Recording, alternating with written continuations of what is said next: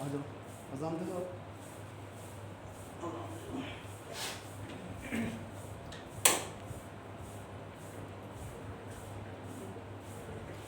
السلام علیکم.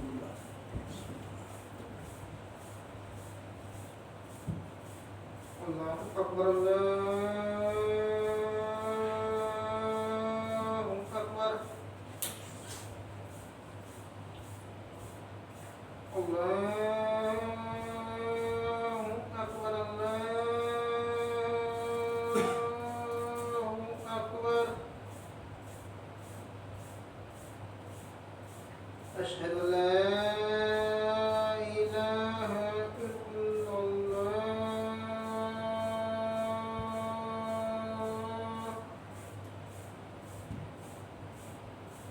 اشہد ان لا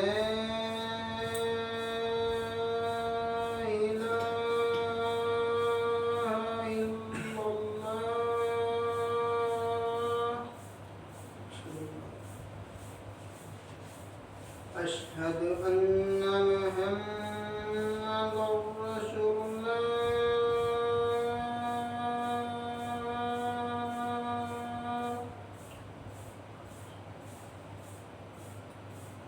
أشهد أن محمد رسول الله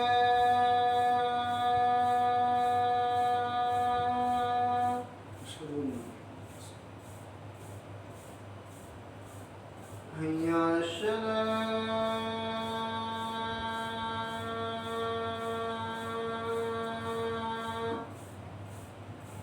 حي على الصلاة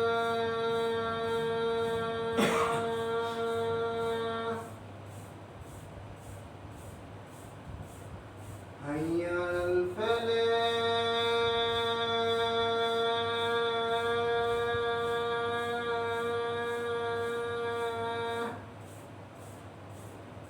حي على الفلاح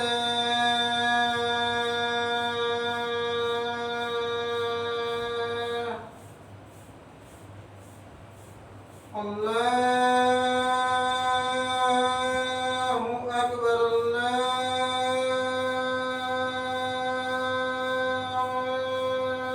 أكبر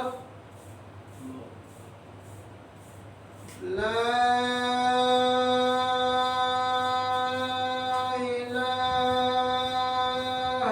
إلا الله الحمد لله نحمده ونصلي على رسوله الكريم.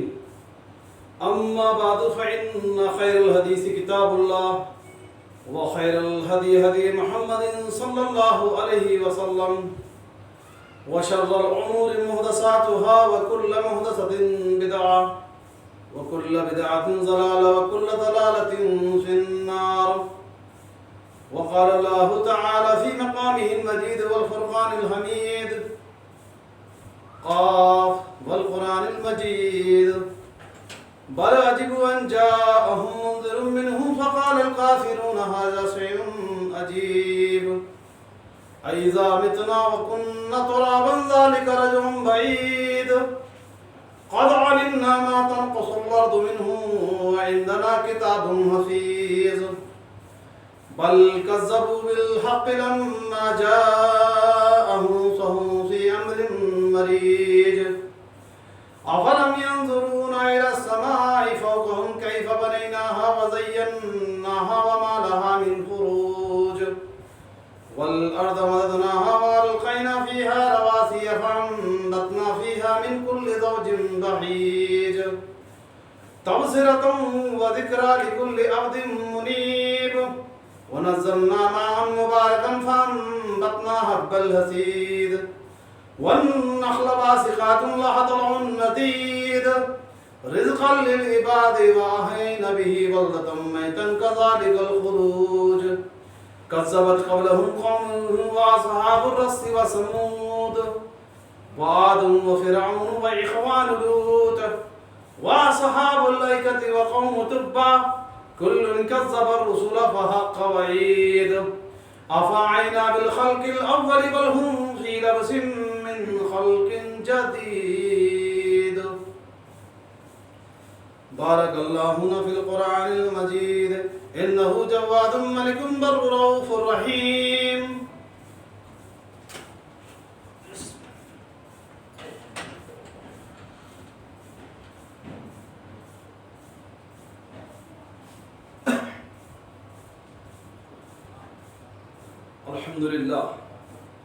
الحمد لله نحمده ونصلي على رسوله الكريم.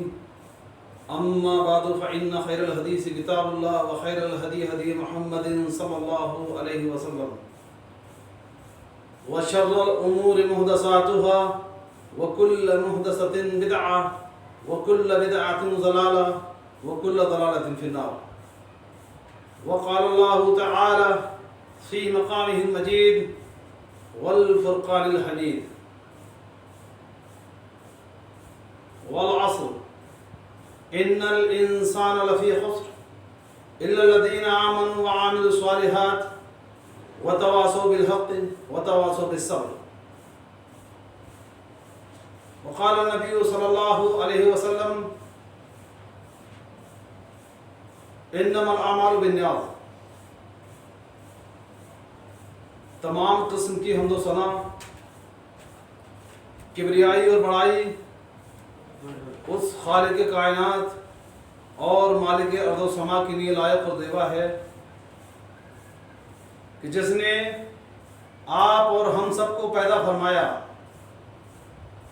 اور پیدا فرمانے کے بعد ہمیں اس دنیا کے اندر یوں ہی عبث اور برباد اور بھٹکتا ہوا نہیں چھوڑا، بلکہ اللہ رب العزت نے جب ہم اپنی ماؤں کے شکم کے اندر تھے، جس وقت اللہ رب العزت ہمارے جسم کے تمام تر خلیوں کو ہماری ماؤں کے شکم کے اندر ایک کے بعد دیگر وجود بخش رہا تھا، اس سے پہلے ہی اللہ رب العزت نے ہماری زندگی کا تعین کر دیا تھا کہ ہم نے اس دنیا کے اندر یعنی پیدا ہونے کے بعد ہمیں اس دنیا کے اندر کتنا کھانا ہے، کتنا پینا ہے، کتنا کمانا ہے اور کس راستے سے کمانا ہے وہ بھی متعین کر دیا، اور کتنی زندگی جو ہے اللہ رب العزت نے ہمیں اس دنیا کے اندر دینی ہے۔ کسی کو پیدا ہوتے ہی جو ہے اللہ رب العزت کے پاس چلے جانا ہے۔ ہم دیکھتے ہیں زیادہ تر بچے پیدا ہوئے 2-4 سال سے نہیں اور وہ فوت ہو گئے، انتقال کر گئے، اللہ رب العزت کی بارگاہ میں چلے گئے۔ کوئی بچہ مادر شکم کے اندر ہی مکمل ہو گیا، پورا بن گیا، پیدا ہونے کے چند لمحے پہلے یا کچھ مہینے پہلے مطلب وہ بچہ جو ہے گزر گیا۔ نارملی جو ہے ہندوستانی جو ہے مطلب ڈاکٹری حساب سے 9 مہینے کے اندر بچہ پیدا ہو جاتا ہے، تو کوئی بچہ شکم کے اندر ہی مر گیا، یعنی اس کی زندگی صرف اتنی تھی کہ اس نے اپنی ماں کے پیٹ کے اندر ہی مکمل نشو و نما ہونے کے بعد یعنی مکمل اس کے اعضاء کمپلیٹ ہوئے، اور اللہ رب العزت نے اس بچے کو مطلب اس جو ہے کھلی فضا میں سانس لینے سے پہلے ہی اپنے پاس بلا لیا۔ یہ اللہ رب العزت کی حکمت ہے۔ کوئی بھی چاہے غریب ہو، چاہے امیر ہو، چاہے پیسے والا ہو، چاہے قلاش ہو، چاہے بھکاری ہو، اس معاملے میں یہ موت کا معاملہ ایسا ہے کہ اس چیز بیٹا یہ بیٹا اس چیز کے اندر کسی بھی انسان کا وقت کسی بھی انسان کا بس نہیں چلتا. موت کے تعلق سے 3 چیزیں. نمبر 1، جب موت کا وقت آ گیا تو اللہ رب العزت اس کے تعلق سے کہتا ہے کہ گھنٹے نہیں، دن نہیں، برسے نہیں. اللہ کہتا ہے ایک گھڑی بھی آگے پیچھے نہیں ہو سکتے. ایک گھڑی کی مہلت نہیں ملنے والی. ایک گھڑی کی بھی مہلت نہیں ملنے والی.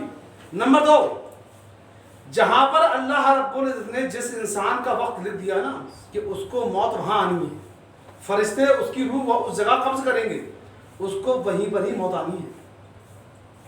بھائی مثال کے طور پہ اگر انسان کو یہ علم ہو جائے کہ مجھے فلاں جگہ موت آنی ہے اور میرے ساتھ میں یہ حادثہ ہونا ہے، اس سے میری موت آئے گی، احتیاط کرنا چالو کر دے گا. لیکن میرے بھائی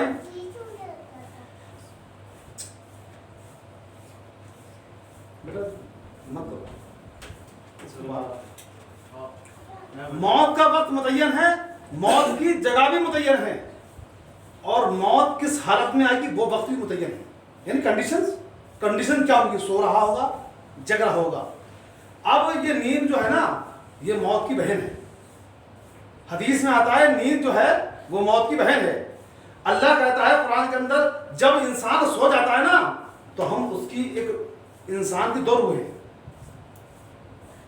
جو ہم خواب کے اندر دیکھتے ہیں نا وہ سیلانی ہے، وہ روح جسم سے نکل کے باہر گھومتی ہے کہ ہم نے خواب نہیں دیکھا.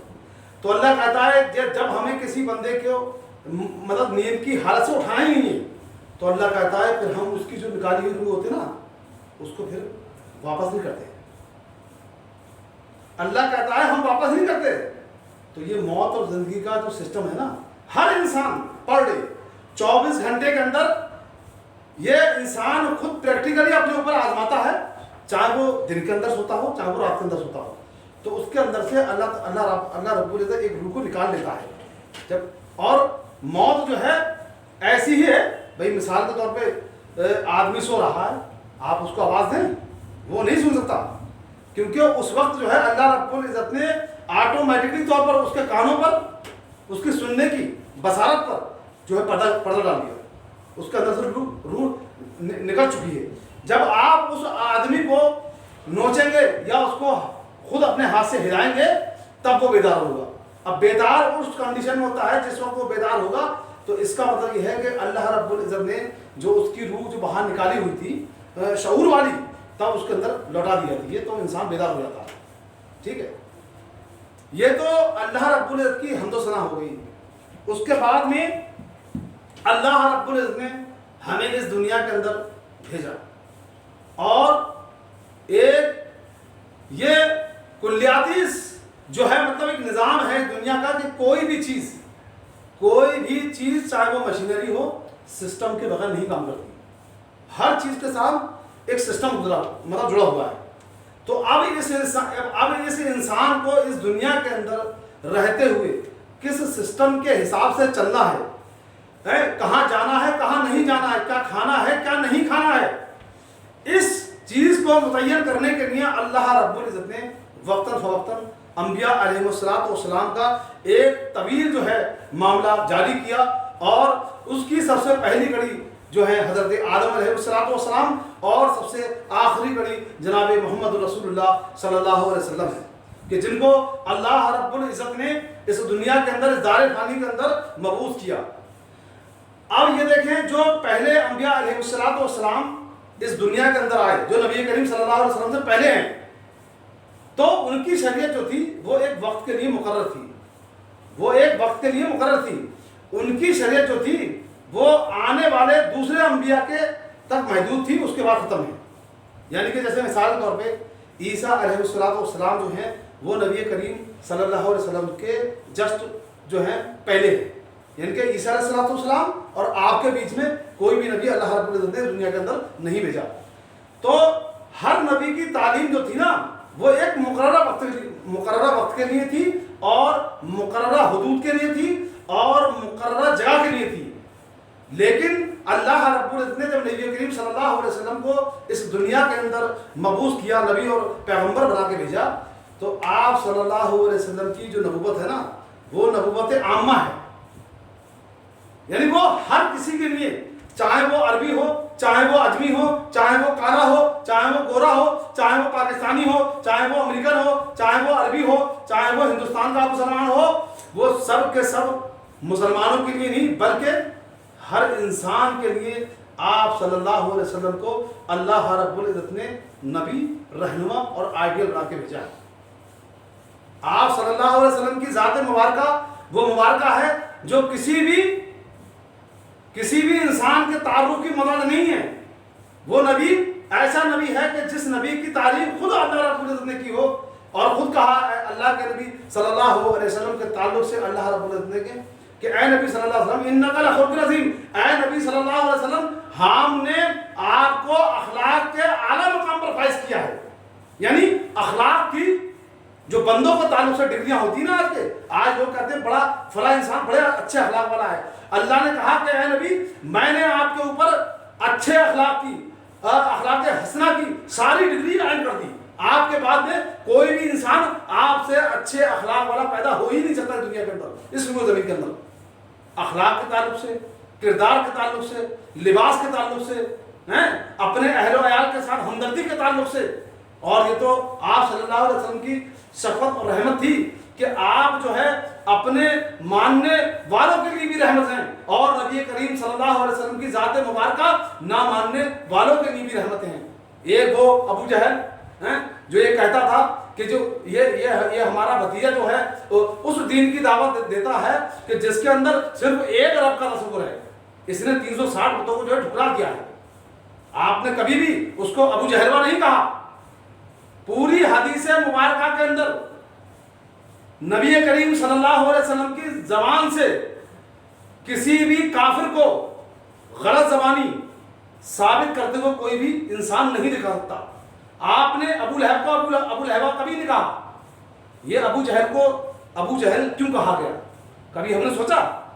کیونکہ ابو جہل تو تھا نا، اس کا نام جو تھا ابو الحکم تھا۔ ابو جہل کا اصل نام ابو الحکم تھا۔ اب ابو کے معنی تھے باپ کے، حکم معنی حکمت، دانائی کا، یعنی اس وقت میں اس کا نام تھا ابو الحکم، یعنی دانائی کا باپ، حکمت کا باپ کہا جاتا تھا اس کو۔ لیکن جب اس شخص نے اللہ رب العزت کی لائی ہوئی توحید کو ٹھکرا دیا، نبی کریم صلی اللہ علیہ وسلم کی لائی ہوئی رسالت کو ٹھکرا دیا، یعنی نبی کریم صلی اللہ علیہ وسلم کے سب سے آڑے اگر کوئی انسان آیا تو کون تھا؟ ابو جہل تھا۔ یعنی کہ دانائی، حکمت ہونے کے بعد میں اس نے توحید کا انکار کیا تو ابو جہل بن گیا۔ ابو کے معنی باپ کے، جہل کے معنی جہالت، یعنی جہالت کا باپ بن گیا۔ پہلے ابو الحکم تھا، حکمت کا باپ تھا، لیکن جب نبی کریم صلی اللہ علیہ وسلم اور اللہ تبارک و تعالیٰ کی توحید کا انکار کیا تو ابو جہل بن گیا۔ تو آپ سوچ لیں، دنیا کے اندر کوئی بھی کتنا بھی علم رکھنے والا ہو جائے اور کتنا بھی پڑھنے والا ہو جائے، لیکن اللہ رب العزت کے ہاں جو سب سے بڑا جو علم ہے اور علموں کے اندر جو سب سے بڑی حکمت والی چیز ہے وہ توحید ہے۔ توحید نہیں کچھ بھی نہیں۔ رات دن سجدے کر لے انسان، رات دن ماتھے رگڑ لے انسان، اگر اس کے اندر توحید نہیں ہے تو وہ سمجھ لو خالی برتن کی مانند ہے۔ توحید انسان کے ہر اعمال کی بیس ہے، بنیاد ہے۔ اگر توحید نہیں تو کچھ نہیں۔ آج ہم جو ہے دیکھتے ہیں لوگوں کو، علماء کو، ہر مسلک کو علماء کو، خیر الحمدللہ بڑی بڑی تقریریں، بڑے بڑے جلسے ہیں، بڑے بڑے اجتماع ہیں، بڑی بڑی لمبی بام باتیں، لیکن حالت جب توحید کے اوپر ان کو بولنے کو کہا جائے تو ان کو صاف سن جاتا ہے۔ توحید کے اوپر بات کیسے کریں؟ کیونکہ توحید کے اوپر بات صرف وہی کرے گا کہ جس کے مسلک کے اندر گھوٹالا نہیں ہے، اور جس کے مسلک کے اندر گھوٹالا ہو، جس نے اللہ رب العزت کی توحید پر ڈاکہ ڈالا ہو، وہ توحید کی بات نہیں کرے گا۔ بھائی جس کی کتاب کے اندر لکھنے والے نے یہ لکھا ہو، یعنی اللہ کے بارے میں یہ لکھ دیا ہو جو میں ہوں وہ تو ہے، جو تو ہے وہ میں ہوں، میں اور تو شرک در شرک ہیں، تو اس انسان کے منہ سے توحید کی توقع نہیں ہو سکتی۔ وہ تو صرف وہی کہے گا نا جو ان کے مولویوں نے لکھ دیا ہے کتابوں کے اندر۔ اور میں کہوں اس معاملے کے اندر پوری دنیا کے اندر صرف اہل حدیث ایک ایسی جماعت ہے، چاہے اس کا مولوی غلط لکھ کے مر گیا ہو، لیکن اگر اہل حدیث پکا اہل حدیث ہے تو قسم رب کعبہ کی وہ اس کی بھی بات کو جوتے کی نوک پہ رکھتا ہے، چاہے وہ علامہ ابن تیمیہ ہو یا چاہے کوئی اور عالم گزرا ہو پیچھے۔ بھلے ہی علامہ ابن تیمیہ نے بھی اپنی کچھ کتابوں کے اندر ایسی لوز باتیں لکھی ہیں جو حدیث سے ثابت نہیں، قرآن سے ثابت نہیں اور سراسر حدیث سے ٹکراتی ہیں۔ تو الحمدللہ کوئی یہ کہے کہ تمہارے فلاں عالم نے یہ لکھا ہے تم تو اہل حدیث ہو، یا تمہارا وہ عالم بھی جو ہے مر گیا ہے، انتقال ہوگا، وہ بھی اہل حدیث تھا، تو ہم اس کی عالم کی بھی بات کو نہیں مانتے، بھلے وہ کتنا بڑا عالم ہو۔ علم ہے، اچھی چیز ہے، قدر کرتے ہیں ہم ان کی، اللہ تعالیٰ ان کی مغفرت کرے جو ان سے غلطیاں ہوئی لکھنے کے اندر یا لٹریچر کے حساب سے، اللہ ان کی مغفرت کرے، لیکن ہم کسی عالم کے پیچھے لگو نہیں ہیں، ہم کسی عالم کے پیچھے لگو نہیں ہیں۔ اگر اللہ تبارک و تعالیٰ نے آپ کو اسٹڈی آف علم دیا ہے تو آپ قرآن پڑھیں، حدیث پڑھیں، کس نے روکا؟ آج مولوی کہتا ہے ممبر کے اوپر کھڑے ہو کے کہ قرآن کو سمجھنے کی تمہارے بس کی بات نہیں ہے، قرآن تمہاری سمجھ میں نہیں آئے گا، بلکہ اللہ رب العزت نے کہا وَلَقَدْ يَسَّرْنَا الْقُرْآنَ لِلذِّكْرِ فَهَلْ مِن مُدَّكِرٍ، کہ ہم نے اس قرآن کو آسان کر دیا تو کوئی ہے سمجھنے والا۔ اب مجھے یہ بتاؤ، یہ دو کچی روٹی اور پکی روٹی کرنے والا مولوی روٹ کھوا مولوی یہ کہتا ہے کہ قرآن تمہارے سمجھ کی بات نہیں ہے جب تک تمہارے پاس 15 یا 20 علم نہیں ہوں گے، تو بتاؤ یا تو رب کا قرآن جھوٹا ہے۔ میں یہ کہہ دیتا ہوں چیلنج کے ساتھ، دنیا کے اندر کوئی بھی کتاب، کسی بھی کتاب کے اندر نقص ہو سکتا ہے، لیکن یہ وہ کتاب ہے کہ جس کی ذمہ داری اللہ رب العزت نے جب الحمدللہ رب العالمین کے بعد میں جو الف لام میم آیا اس میں خود کہہ دیا الف لام میم ذالک الکتاب لا ریب فیہ، اس کے اندر، اس کتاب کے اندر اے نبی نازل تو میں کر رہا ہوں، گارنٹی بھی دیتا ہوں اس کتاب کی کہ اس کے اندر ذرہ برابر بھی کسی بھی شک غلط کا امکان ہونا تو چھوڑو، کسی ایک بھی رتی برابر شک کی گنجائش نہیں ہے۔ بتائیں کوئی ہے کتاب دنیا کے اندر؟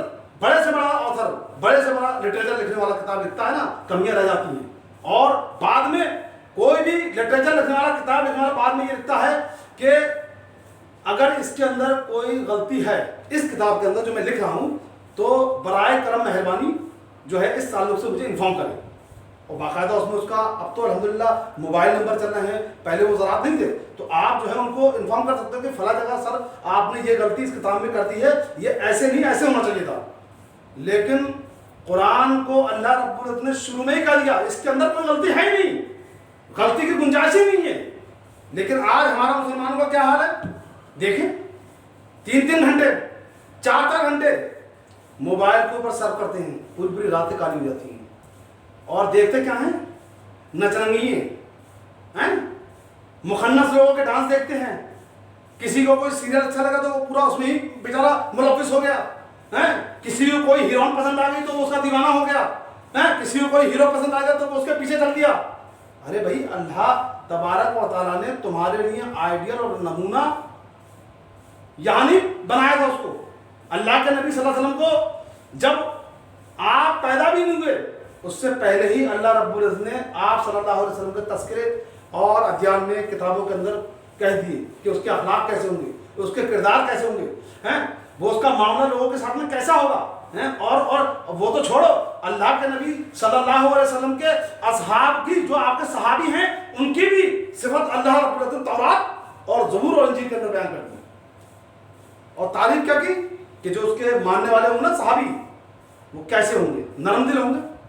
اللہ کے نبی صلی اللہ علیہ وسلم خود نرم دل تھے، اگر نرم دل نہ ہوتے تو جو ہے مطلب اتنا جو ہے صحابہ اکرام کا وہ جھمگٹا جو کسی وقت جو ہے اللہ کے نبی صلی اللہ علیہ وسلم کا جانی دشمن تھا، حضرت عمر کا معاملہ کیا تھا آپ کو معلوم ہے، وہ سب سے خلاف تھے، لیکن اللہ تعالیٰ نے خود کہا کہ اے نبی کہ یہ جو صحابہ تمہارے ارد گرد بیٹھے ہیں نا کہ جن کے دل جو ہے تمہارے لیے نرم ہیں، اگر تم اے نبی دنیا کی ساری دولت بھی خرچ کر دیتے، دنیا کی ساری دولت بھی خرچ کر دیتے تب بھی جو ہے ان کے دلوں میں جو ہے اپنے لیے ہمدردی پیدا نہیں کر سکتے تھے۔ یہ تو اللہ کا فضل اور اس کی مہربانی ہے کہ ان لوگوں کو جو ہے تمہارا جو ہے گرویدہ بنا دیا، تمہارا دیوانہ بنا دیا۔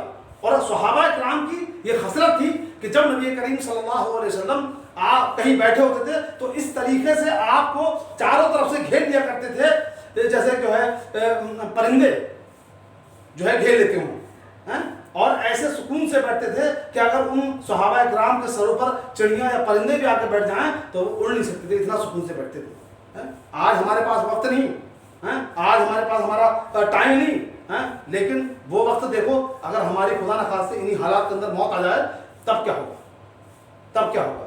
اور اللہ رب العزت نے مجرمین کا ایک نقشہ قرآن کے اندر کھینچا، اور جب جہنمی جہنم کے اندر ڈال دیے جائیں گے، یہ قرآن میں اللہ پوچھ رہا ہے، تب اللہ ان سے یہ پوچھے گا کہ کون سی ایسی چیز تھی جو تمہیں جہنم کے اندر لے کے آ گئی، تو بتاؤ کیا ہوں گے، ہم نماز نہیں پڑھتے تھے۔ سب سے پہلا جواب، فرسٹ جواب، ہم نماز نہیں پڑھتے تھے۔ نمبر 2، اور ہم یتیموں کو کھانا نہیں کھلاتے تھے، یتیموں کو کھانا نہیں کھلاتے تھے۔ اور یتیم کے بارے میں اللہ کے نبی صلی اللہ علیہ وسلم کی بہت احادیث ہیں، میں آپ کو صرف ایک حدیث بتا دوں، آپ سمجھ جانا کہ یتیم کی کفالت کرنے والا کتنا بڑا جو ہے مطلب جو ہے کتنے بڑے اعمال کا جو ہے مطلب وہ مستحق ہے، کتنی اللہ کی رحمتوں کا مستحق ہے۔ اللہ کے نبی صلی اللہ علیہ وسلم نے ارشاد فرمایا کہ جس شخص نے کسی یتیم کی کفالت کی، یتیم کی پرورش کی، اس کی مثال ایسی ہے کہ جیسے اس نے مجھے پالا، کہ جیسے اس نے مجھے پالا۔ آپ کسی بھی یتیم کو دیکھیں اور معلوم ہو جائے کہ اس کا باپ بچپنے کی حالت میں جا چکا ہے تو اس کی خبرگیری کریں، اس کو اگر کپڑوں کی ضرورت ہے تو اس کو کپڑے افضل کرائیں، اس کی پڑھائی اگر نہیں ہو پا رہی ہے تو اس کو پڑھائی کا خرچہ دیں، کوئی یتیم ہو اس کے ساتھ اچھائی سے سلوک کرے، یتیم کے ساتھ کبھی بھی جو ہے مطلب بد کلامی سے پیش نہ آئیں، کیونکہ 3-4 لوگ ایسے ہیں میرے عزیز، میں آپ کو بتا دوں کہ ان کی دعا اور بد دعا، ان کی دعا اور بد دعا اس کے بالکل کوئی حجاب نہیں ہے۔ نمبر 1 یتیم، نمبر 2 بیوہ عورت، اور نمبر 3 والدین۔ والدین نے کا کسی بھی شخص نے اپنے والدین کا دل دکھایا تو ان کے دل سے جو بد دعا نکلتی ہے نا تو وہ پھر ادھر ادھر نہیں ہوتی ہے، وہ ڈائریکٹ ایک دم ڈائریکٹ ہوگی، اس کو کسی اور کھاتے میں ڈالنے کا سوال ہی نہیں آتا۔ اور بیوہ عورت، اس کی بھی بد دعا سے بچیں، دعا نہیں۔ اور یہ یتیم بچہ، کیونکہ بھئی اللہ رب العزت کو ان لوگوں سے کچھ خاص محبت ہوتی ہے۔ اور بیوہ عورت وہ جو اپنے شوہر کے انتقال کے ہونے کے بعد اپنی عزت، اپنی عفت اور اپنے ناموس کی حفاظت کرتی ہو۔ ہر بیوہ عورت نہیں، ہر بیوہ عورت نہیں، جو اللہ کے حکم کو پامال نہ کرتی ہو، اللہ کی شریعت کو پامال نہ کرتی ہو، ایسی بیوہ عورت نہیں کہ جو ہے اپنے شوہر کے انتقال کے بعد میں وہ کہیں اور جا کے منہ کالا کرائے، ایسی عورت نہیں۔ عورت بھی کیسی، جو اللہ والی ہو، جو ولیہ ہو۔ جس طریقے سے انسانوں کے اندر ولی ہوتے ہیں نا، اسی طریقے سے اندر عورتوں کے اندر بھی ولیہ ہوتی ہیں۔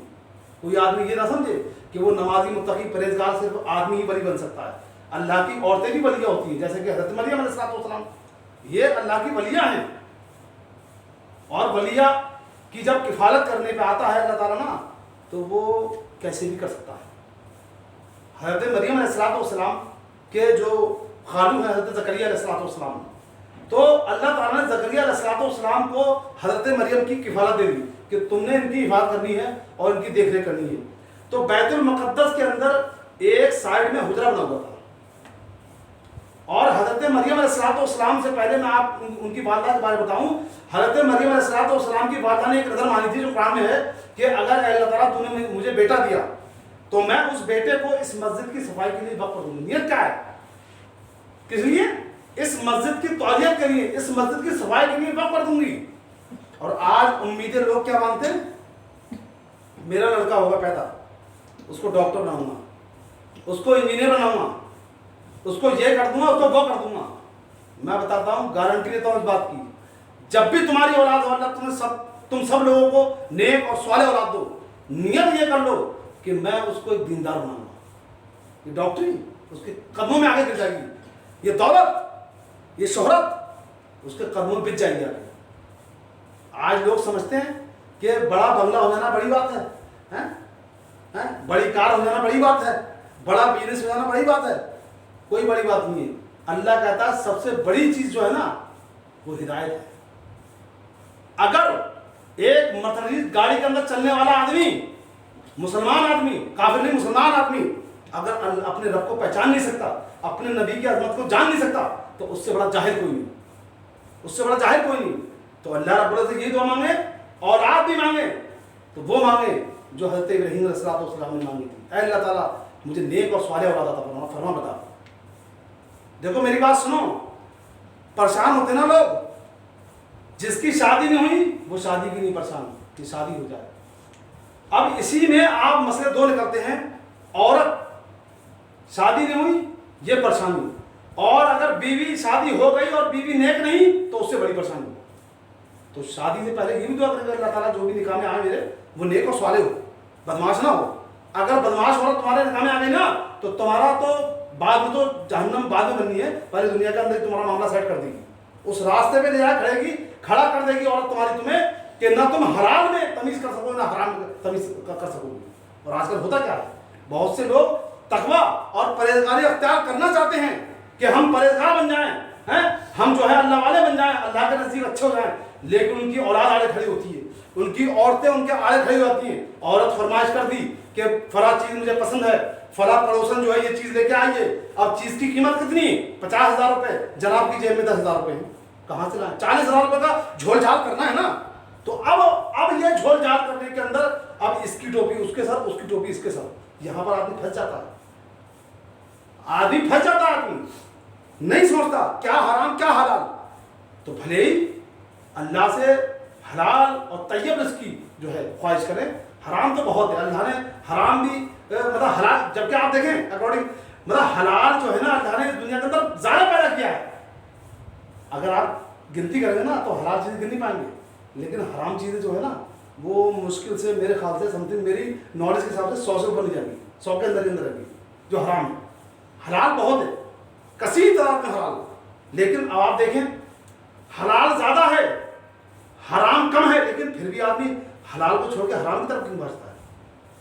اس کی وجہ یہ ہے کہ جب اللہ تعالیٰ نے جب آدم علیہ السلام کو پیدا کیا تب شیطان نے اللہ کو چیلنج کیا کہ اللہ تعالیٰ تو نے تو اس کو راندے درگاہ کر دیا، مجھے بھی جہنم میں ڈال دے گا۔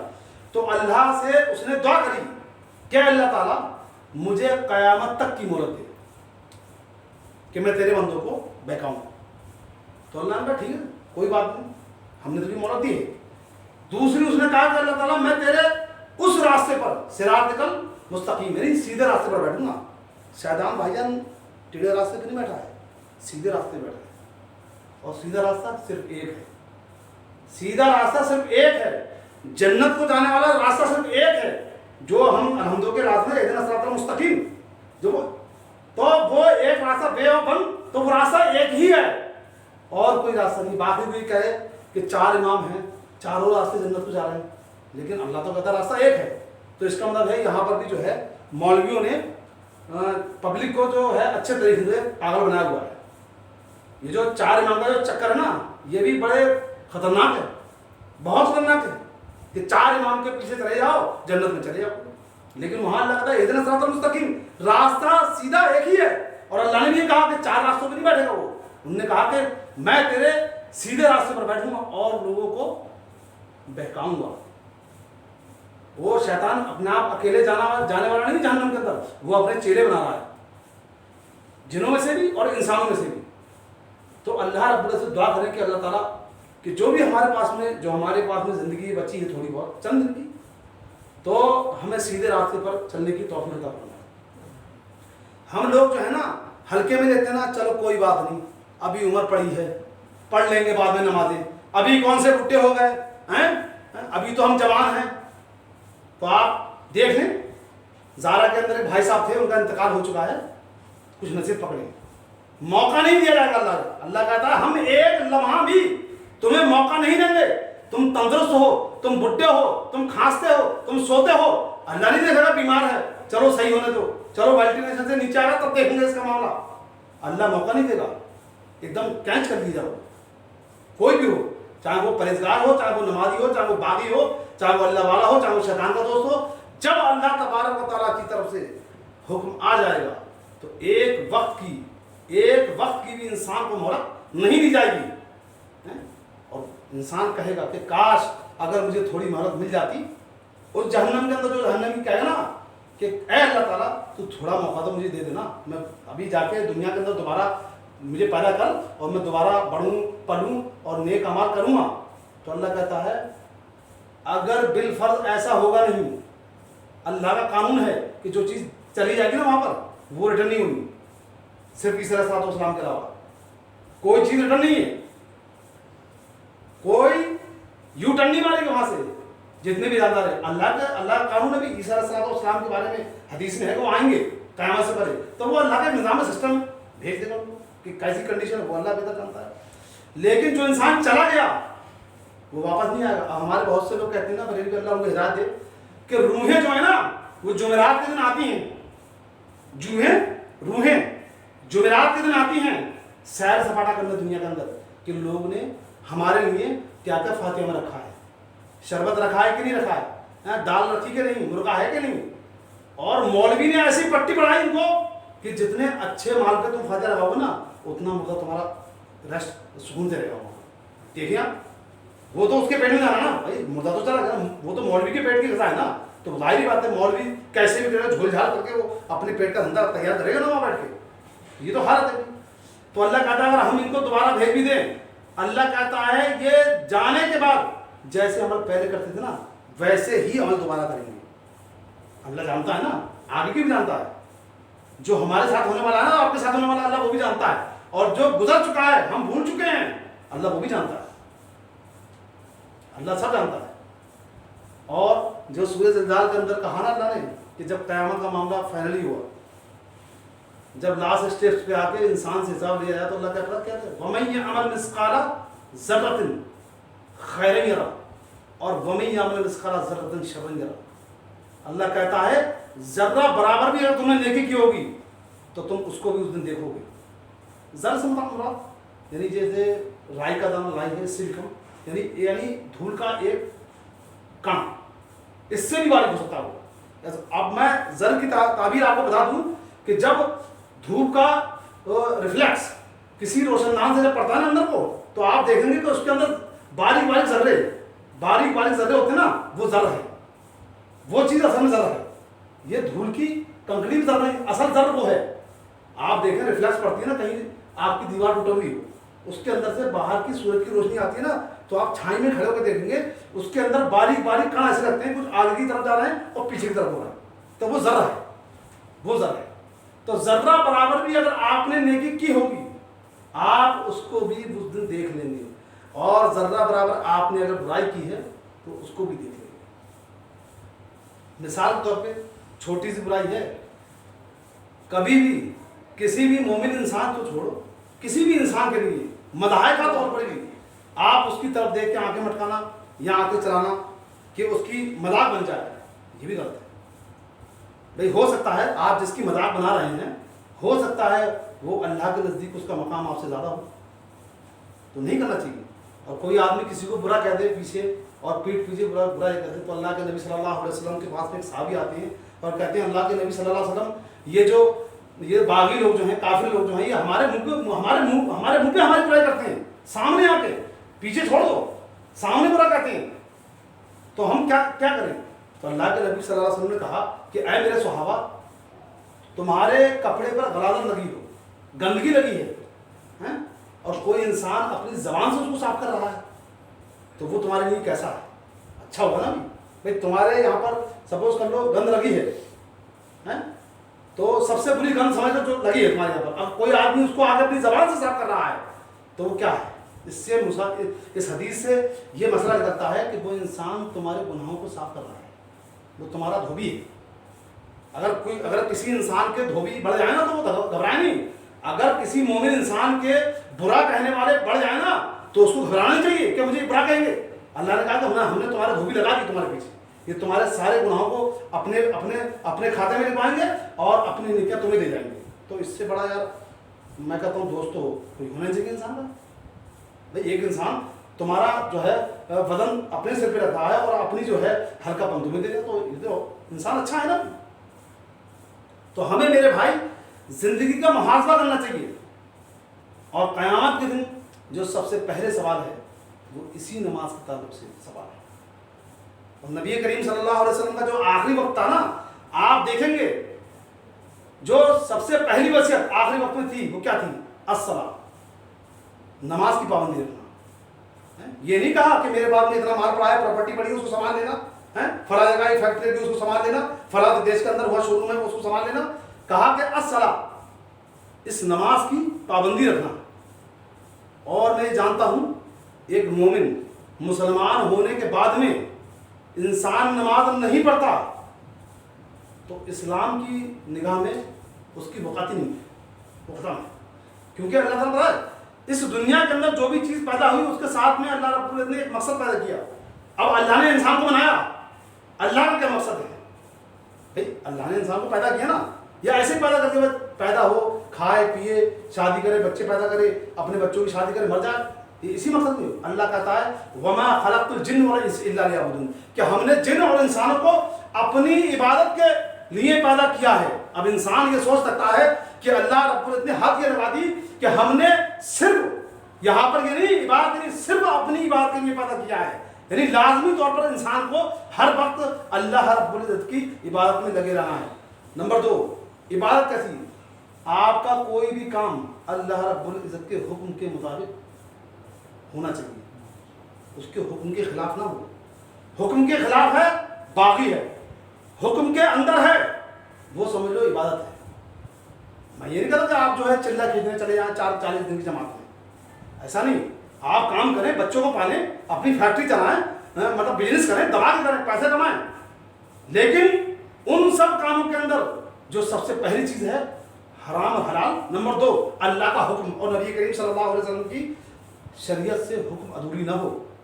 کوئی بھی آپ کا عمل جو ہے نا ان 2 چیزوں کا باہر نہ جائے۔ اصل تقویٰ کیا ہے؟ تقوی کی بڑی بڑی ڈیفینیشن لوگ بیان کرتے ہیں کہ تقویٰ یہ تقویٰ وہ۔ تقویٰ اصل چیز کیا ہے؟ تقویٰ چیز ہے صبر اور شکر کا نام۔ صبر یہ پریشانی آئی، آپ ہوپلیس نہ ہو، آپ کا بیٹا چلا گیا، آپ کا بھائی چلا گیا، آپ کا ابا گزر گیا تو ہوپلیس نہ ہو، سب انا للہ و انا الیہ راجعون پڑھ لیں، سب ہو جائے۔ اور شکر یہ ہے کہ اللہ نے آپ کو نعمت دی، دولت دی، تو اس کے زوم میں کسی غریب پر ظلم نہ کرو، اس کے زوم کے اندر آ کے کسی غریب کو گالی نہ دو، کیونکہ اللہ رب العزت کہتا ہے جب ہم دے سکتے ہیں نا تو ہم لے بھی سکتے ہیں، ہم دے سکتے ہیں تو ہم دے بھی سکتے ہیں۔ بھائی آپ دیکھیں جتنے مجرمین گزرے انبیاء علیہ السلام کی زندگی میں، موسیٰ کے سامنے کون کھڑا؟ فرعون۔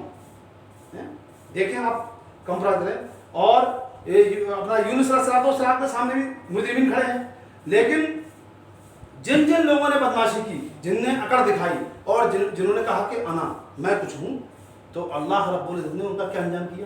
آپ دیکھیں کہ قرآن جو اللہ نے نازل کیا نا وہ ایسا نہیں، اللہ کہتا ہے کہ ہم نے اس قرآن کو کوئی قصے اور کہانیوں کے مطابق نازل نہیں کیا، بلکہ ان قصوں کے اندر تمہارے لیے رہنمائی ہے۔ فرعون کیا کہتا تھا؟ انا ربکم الاعلی، کہ سب سے بڑا تمہارا موسیٰ، سب سے بڑا تمہارا رب میں ہوں۔ اور وجہ کیا تھی؟ کہ میرے محل کے نیچے تو نہریں بہتی ہیں کسی کے نہر؟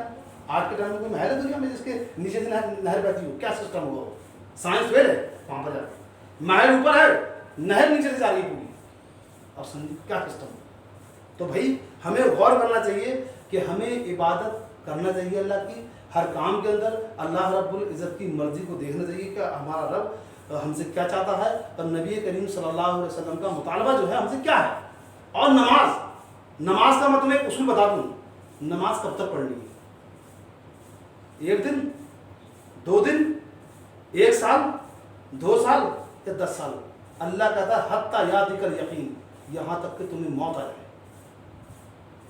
یہ ہے نماز کی مدت، ختم نہیں ہونی، 10 دن نہیں، 20 دن نہیں، جتنی عمر تم کو مل گئی ہے نماز نہ چھوڑو، نماز مت چھوڑو۔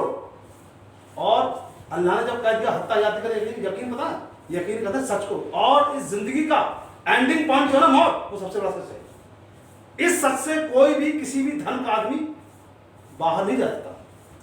آخر میں اللہ تعالیٰ سے دعا ہے کہ اللہ تعالیٰ آج تک جو ہم نے غفلت کے اندر زندگی گزاری ہے اس سے ہمیں جاگنے کی کوشش عطا فرمائے، اور ہمیں نماز ہمیشگی والی نماز جو ہے ہمیں عطا کرے۔ کوشش کریں انشاءاللہ، اگر کوشش کریں گے نا تو آسان ہوگا، کوشش نہیں کرنا. مثال کے طور پہ آپ نے پلیٹ رکھی ہے آپ کے سامنے, آپ کھانا کھا ہی نہیں رہے, اللہ مالک ہے, اللہ چاہے گا تو کھا لیں گے, تو ایسے نہیں ہونا بھائی. پہلے کوشش کرو, اس کے بعد میں اللہ تعالیٰ تمہاری مدد کرے گا. جب آپ نیکی پہ چلو گے نا تو اللہ بھی تم کو تھوڑا پیچھے سے دھکا دے دے گا, چل بھائی میرا بندہ میری طرف آ رہا ہے نا. اگر تم اپنے رب کی طرف ایک غلام بڑھو گے نا تو اللہ تعالیٰ اس سے کہیں گنا زیادہ تمہاری طرف آ جائے گا. نیکی کی طرف رغبت کرو. باقی دنیا, صحابہ کرام, تم یقین نہیں کرو قسم خدا کی, صحابہ کرام نے اس دنیا کو ٹھکرا دیا اور اللہ تعالیٰ نے قیصر و کسریٰ کے کنگن ان کے پیروں میں لا کے رکھا دیا. قیصر حضرت عمر رضی اللہ تعالیٰ عنہ اپنی زندگی کے اندر, اپنی حیات طیبہ کے اندر کتنی, ایک ملک نہیں, 2 ملک نہیں, 22,000 مربع میٹر کے فاتح دنیا کے اندر, 1/3, 1/3 سے زیادہ دنیا آپ نے فتح کی ہے. اور حال کیا ہے, جس حال میں جا رہے ہیں نا, مطلب کوئی ایسا نہیں کہ زیادہ سرمایہ ان کے پاس نہیں ہو, کوئی زیادہ چھوڑ کے گئے ہوں. تو میں نے وراثت جو ہے نا, ہم اپنے بچوں کے لیے چاہے دینار, چاہے درہم, چاہے پیسہ, چاہے کوڑی نہ چھوڑیں, لیکن ان کے لیے دین چھوڑ کے جائیں, کہ تاکہ ہمارے بعد میں ہمارے بچے ہمارے لیے توشہ آفت بن جائیں. یہ بچے ہماری بخشش کریں بھائی. اللہ تبارک و تعالیٰ سے دعا ہے کہ اللہ تعالیٰ ہمیں جو نیک کام کرنے کی اور اپنے گھر کے اندر اپنے بچوں کو بھی نیک کام کرنے کی تلقین کرنے کی توفیق عطا فرمائے. الحمدللہ الحمدللہ نحمدہ ونصلی علی رسولہ الکریم, اما بعد فإن خیر الحدیث کتاب اللہ وخیر الہدی ہدی محمد صلی اللہ علیہ وسلم وشر الامور محدثاتها وكل محدثة بدعة وكل بدعة ضلالة وكل ضلالة في النار. وقال الله تعالى في مقامه المجيد والفرقان الحميد إنه جواد ملك بر رؤوف رحيم. السلام علیکم ورحمۃ اللہ وبرکاتہ.